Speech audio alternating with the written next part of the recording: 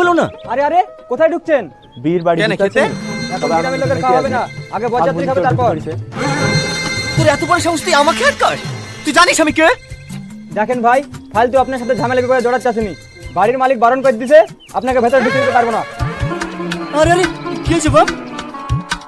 কি হয়েছে গো? আরে কিছু না চাচা, বলিস এখন বরযাত্রী খাইছে, পরে ঢুকতে তার লিগে এরকম করছে। বাড়ির লোক একটু পরে খালি হয়। আরে কাকে কি বলছো? এটা আমার বড় জামাই। ও আগে বললেই হয়।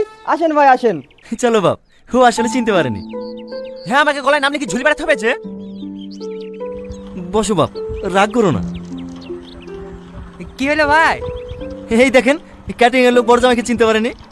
হো, ভালো আছে তো বাপ? থাকতে দিছো কই? হ্যাঁ হ্যাঁ ভালো আছে। কই রে? একবার দে, একবার দি দেখ, ঝামেলা কথা বলে দেখি তো। একবার দে।